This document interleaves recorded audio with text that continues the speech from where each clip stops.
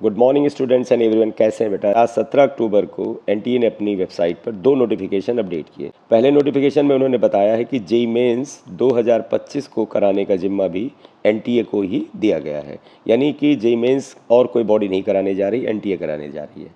दूसरा, जो सिलेबस है वो पूरा क्लास 11th और क्लास 12th का जो एनसीईआरटी का सिलेबस है वही है। तो एक तो नोटिस हो गया कि 2025 का जेईई मेंस का एग्ज़ाम भी एनटीए कराने जा रहा है। दूसरा नोटिफिकेशन बेटे थोड़ा सा एग्जामिनेशन पैटर्न को लेकर के आया है। यहाँ पर देखिए 17 अक्टूबर का नोटिस है, इसमें section B of the paper में चेंज किया गया है। अब वो जेईई मेंस 2025 से किया जा रहा है। Department of higher education, ministry of education, government of India has entrusted the responsibility of conduction of joint entrance examination JEE Mains to NTA from 2019 onward. For the conduct of JEE Mains examination 2025, the registration process for the online application form will be starting in due course of time. यानी अभी आपको registration की date नहीं बताई गई है, as soon as possible ये start होगा, होपफुली मिड नवंबर में स्टार्ट होगा।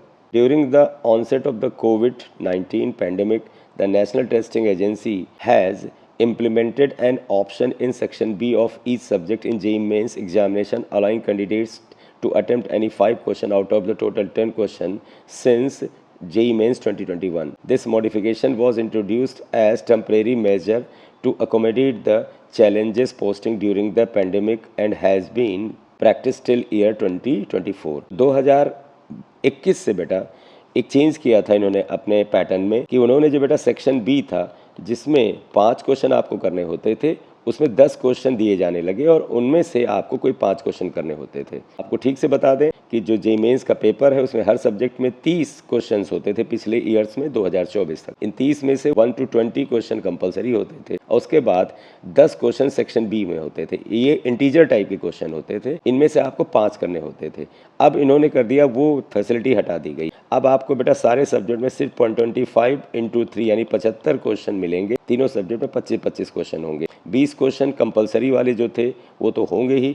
अब सेक्शन बी के भी क्वेश्चन जो है वो सिर्फ 5 होंगे और 5 आपको करने होंगे, यानी चॉइस जो आपको मिल रही थी अटेम्प्ट एनी 5 out of 10 वो हटा दिया गया है। अब इससे फ़र्क क्या पड़ेगा? फ़र्क ये होगा कि कुछ बच्चे जब सिलेबस का कोई हिस्सा अगर ड्रॉप करके चले जाते थे तो इंटीजर टाइप के क्वेश्चंस में से वो क्वेश्चन जो उनके ड्रॉप सिलेबस में से था, जो उन्होंने खुद ड्रॉप किया था, वो उसे नहीं अटेम्प्ट करते थे तो भी वो अच्छा परसेंटाइल ले आते थे या फुल मार्क्स भी ले आते थे। लेकिन अब आपको सारे क्वेश्चन करने हैं तो निश्चित रूप से आपको पूरा सिलेबस पढ़ के जाना होगा। जब पूरा सिलेबस पढ़ के जाते तो चैलेंजेस बढ़ते हैं। ओवरऑल इम्पैक्ट ये होगा कि अब कंपैरेटिवली लेस मार्क्स पर हाई परसेंटाइल आएगी। ये फ़र्क आने वाला है और नियम के अनुसार मुझे सही भी लग रहा है, क्योंकि जितना ज़्यादा चैलेंज कंपटीशन में होता है मेरिट लिस्ट उतनी ही ज़्यादा फेयर बनती है। और अब ये जो ऑप्शन दे रहे थे सेक्शन बी में 10 में से 5 का, इससे भी फेयर मेरिट लिस्ट बनने में प्रॉब्लम होती थी। तो अब कंपटीशन अच्छा हो जाएगा। तो इस वीडियो में बेटे यही बात करनी थी। अगर आप चैनल पर नए हैं तो काइंडली से सब्सक्राइब कर लीजिएगा। इस चैनल पर आपको जेईई मेंस और एडवांस से रिलेटेड सारी की सारी काउंसलिंग प्रोसेस और इन्फॉर्मेशन दी जाएगी। Thank you very much.